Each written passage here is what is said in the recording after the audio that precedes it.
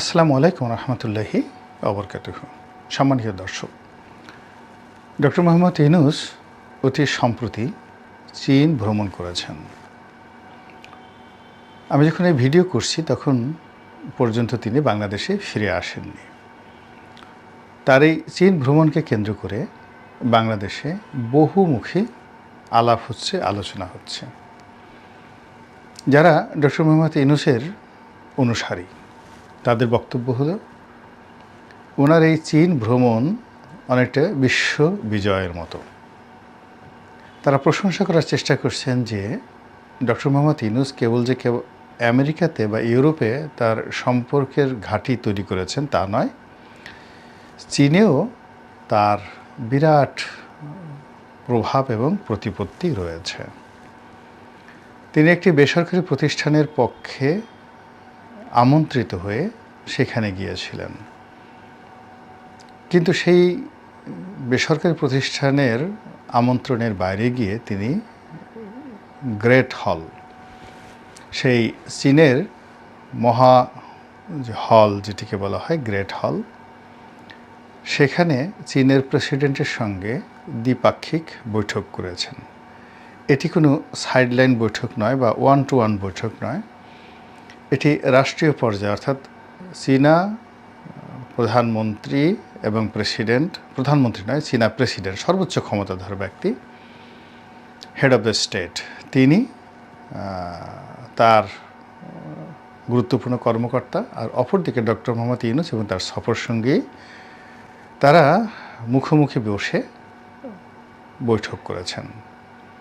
একটি চুক্তি হয়েছে এবং বেশ কয়েকটি সমঝোতা স্মারক স্বাক্ষর হয়েছে। এটা হলো সাদামাটা খবর। আর ডক্টর মোহাম্মদ ইউনূসের যারা পক্ষের লোক, বিশেষ করে তার প্রেস উইংয়ের যারা লোক, তাদের বক্তব্য হলো যে ওখানে একটা প্রদেশ রয়েছে এবং ওখানকার যে প্রদেশগুলো, সেই প্রদেশগুলো খুবই শক্তিশালী, অনেকটা ইন্ডিপেন্ডেন্ট।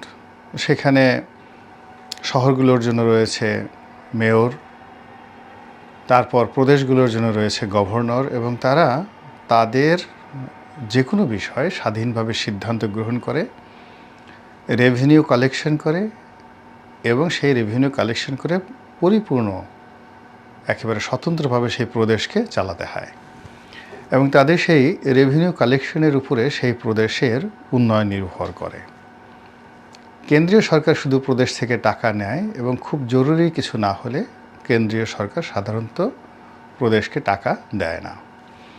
এজন্য চীনের প্রতিটি প্রদেশের যে আইন এবং কানুন আলাদা, এবং তারা তাদের সেই প্রদেশের আয় রোজগার বাড়ানোর জন্য যা যা করা দরকার প্রায় সব কাজই করে। কেউ বিদেশি বায়ারদেরকে আকর্ষণ করে, তারপর কেউ ট্যাক্স সুবিধা দেয় বিদেশিদেরকে, এরকম নানা রকম সুযোগ সুবিধা রয়েছে। তেমনি একটা প্রদেশের যে স্টেট কাউন্সিল, অর্থাৎ ওই প্রদেশের যে গভর্নর, তাকে পরামর্শ দেওয়ার জন্য অনেক আগের থেকে, অর্থাৎ বাংলাদেশে ডক্টর ইউনূস যে প্রধান উপদেষ্টা হয়েছেন তার অনেক আগের থেকে তিনি এরকম একটা প্রদেশ, এটা হুনান বা অন্য যে কোনো একটা প্রদেশ, আমি এই মুহূর্তে নামটা একজ্যাক্টলি বলতে পারছি না, ওনার প্রেস উইং থেকে নামটা বলা হয়েছে ইউনান বা হুনান, এরকম একটা প্রদেশের যে স্টেট কাউন্সিল আছে, সেই স্টেট কাউন্সিলকে পরামর্শ দেওয়ার জন্য উপদেষ্টা রূপে অনেক আগের থেকে ডক্টর মোহাম্মদ ইউনূসকে তারা নিয়োগ করেছে। কল্পনা করা যায় কি বিশাল বিষয়, যেখানে আমরা বাংলাদেশের লোকজন ডক্টর মোহাম্মদ ইউনূসকে পাত্তাই দিতে চাচ্ছি না, সেখানে চীনের একটা বৃহত্তম প্রদেশ, তারা কিভাবে রাষ্ট্র চালাবে, কিভাবে তাদের অর্থনৈতিক ভিত্তি তারা গড়ে তুলবে, কিভাবে আরও অনেক কিছু করবে, এই বিষয়গুলো তদারক করার জন্য তারা ডক্টর মোহাম্মদ ইউনূসের পরামর্শ গ্রহণ করেছেন এবং পরামর্শক নিয়োগ করেছেন অনেক অনেক আগে। ডক্টর ইউনূস এই কথা হয়তো অনেককে বলেননি, এমনি উনি প্রচার বিমুখ, নিজের ব্যাপারে বেশি একটা প্রচার করতে চান না। আমরা যারা ওনার পক্ষের লোক তারাই বিভিন্ন সময় তাকে নিয়ে বিভিন্ন প্রচার চালাই, প্রোপাগান্ডা চালাই, কিন্তু তিনি সাধারণত লাজুক স্বভাবের মানুষ, নিজের সম্পর্কে কোনো কিছু বলতেই চান না। তো সেই কারণে চীনের সঙ্গে তার যে এরকম ঐতিহাসিক সম্পর্ক, সেই সম্পর্কটা আমরা জানতাম না। এই গেল এক। 2 নম্বর হলো যে চীনের যে প্রদেশটি, সেই প্রদেশটিতে তার যে গ্রামীণ ব্যাংকের কার্যক্রম, যেটা আমেরিকাতে আছে, ইউরোপে আছে, ঠিক একই কার্যক্রম তার রয়েছে চায়নাতে, এবং আরও নাকি বৃহত্তর পরিসরে। এবং চীনের যারা লোকজন রয়েছে সেখানে সামাজিক সাম্যতা বলা হলেও সেখানে ধনী এবং দরিদ্রের যে পার্থক্য, এটা ক্রমশ বেড়ে যাচ্ছে। তো এই সকল কারণে তার যে 3-0 থিওরি, 3-0 থিওরি, এটি চীনে খুবই জনপ্রিয়। যেখানে কোনো দারিদ্রতা থাকবে না, যেখানে কোনো বেকারত্ব থাকবে না, এবং যেখানে কোনো দূষিত বায়ু থাকবে না, একেবারে 0 কার্বন, বাতাসে কোনো কার্বন থাকবে না। তো এইরকম যে তথ্য উনি প্রচার করছেন, 3-0 থিওরি, সারা দুনিয়া এটা নিয়ে তোলপাড়। তো বাংলাদেশে এখন ডক্টর মোহাম্মদ ইউনূসের সুযোগ এসেছে 3-0 থিওরি বাংলাদেশে প্র্যাকটিক্যালি করে দেখানোর জন্য। কিন্তু এটাকে অনেক আগেই চীন গ্রহণ করেছে, আমেরিকা গ্রহণ করেছে, অনেক দেশ গ্রহণ করেছে। এইভাবেই লোকজন প্রচার চালাচ্ছে। তো এই সকল প্রচার এবং প্রোপাগান্ডার বাইরে তিনি যে সম্মেলনটিতে গিয়েছিলেন, সেখানে গিয়ে বাংলাদেশের বিষয় নিয়ে বলেছেন যে বাংলাদেশের সংস্কার খুবই জরুরি, এবং তিনি চাচ্ছেন যে এই দীর্ঘমেয়াদে যদি সংস্কার হয় তাহলে বাংলাদেশের যে মৌলিক কাঠামো, এটি আমূল পরিবর্তন হয়ে যাবে। এখন সেই কাঠামো কি? গণতন্ত্র হতে পারে। উনি যা করতে চাচ্ছেন সব কিছুরই আমূল পরিবর্তন, সরেয়া মরেশিকের মূল আমূল পরিবর্তন হয়ে যাবে। এরপর তিনি তার 3-0 থিওরি সম্পর্কেও তিনি সেখানে বলেছেন, এটাকেও তিনি মার্কেটিং করেছেন। এরপর যখন তিনি চীনা প্রেসিডেন্টের সঙ্গে বৈঠক করেছেন, সেই বৈঠকে কী কী আলাপ আলোচনা হয়েছে ইন ডিটেলস না এলেও আমরা যেটা জানতে পেরেছি সেটা হলো ডক্টর মোহাম্মদ ইউনূসের কাছে চীনের প্রেসিডেন্ট বাংলাদেশের আম এবং বাংলাদেশের কাঁঠাল ভীষণ রকম প্রশংসা করেছেন। এমন আম, এমন কাঁঠাল, এমন স্বাদ হয় না। এর কারণ হলো আপনারা যারা শেখ হাসিনাকে কাঁঠাল রানী হিসেবে গালাগাল দেন, বা তিনি যেভাবে টনকে টন আম পাকিস্তানে পাঠাতেন, ভারতকে পাঠাতেন, মমতা ব্যানার্জিকে পাঠাতেন, হয়তো চীনের প্রেসিডেন্টকেও তিনি পাঠিয়েছেন। তো সেই কারণে বাংলাদেশের কাঁঠালের স্বাদ এবং আমের স্বাদ চীনা প্রেসিডেন্টের মুখে লেগে আছে, এবং সেই কথা তিনি অকপটে বলেছেন।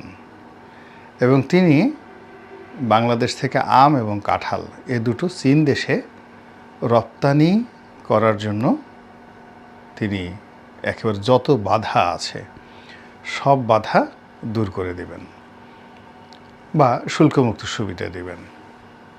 এখন আমাদের দেশের এই কাঁঠাল যারা উৎপন্ন করেন, যারা রপ্তানি করেন, যারা আম উৎপন্ন করেন, রপ্তানি করেন, তাদের মধ্যে নিঃসন্দেহে খুশির বন্যা বয়ে গেছেন। আর বাংলাদেশে যারা চীন ভ্রমণ করেন, যারা চীন দেশে গিয়ে সে দেশে লিচু খেয়েছেন, সে দেশের আম খেয়েছেন, এমনকি সে দেশের কাঁঠাল খেয়েছেন, তারা খুব ভালো করে জানেন যে ওই দেশের আম কাঁঠালের স্বাদ কেমন, কি প্রকৃতির এবং কেমন হয় আর কি।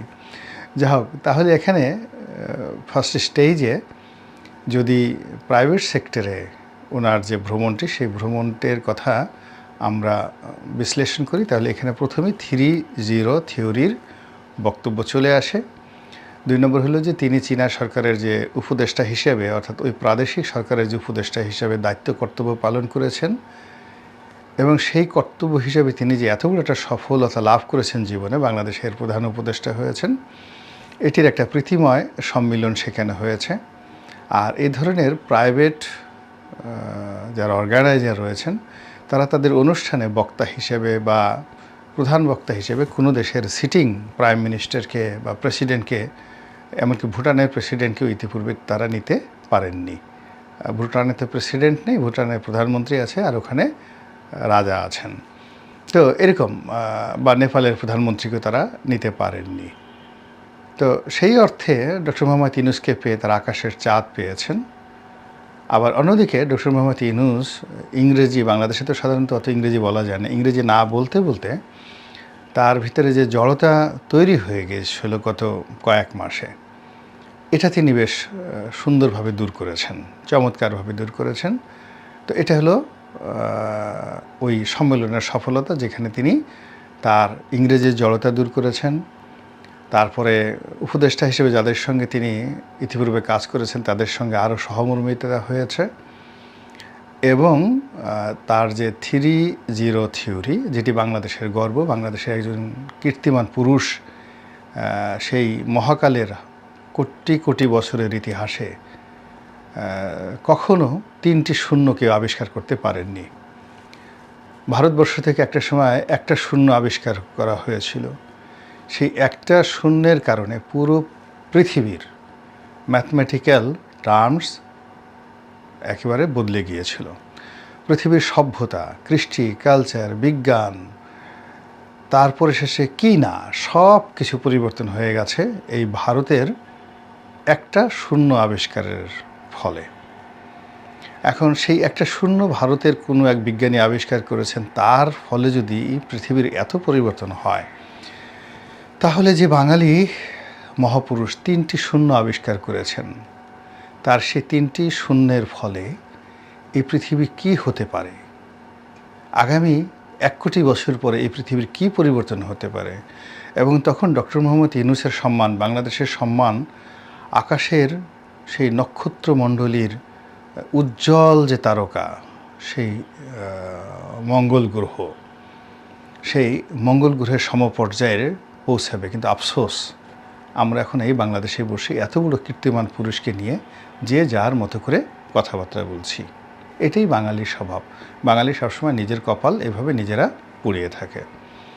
দ্বিতীয়ত তিনি যে সফলতা লাভ করেছেন সেটি হলো বাংলাদেশের আম এবং কাঁঠাল, এটির আন্তর্জাতিক স্বীকৃতি।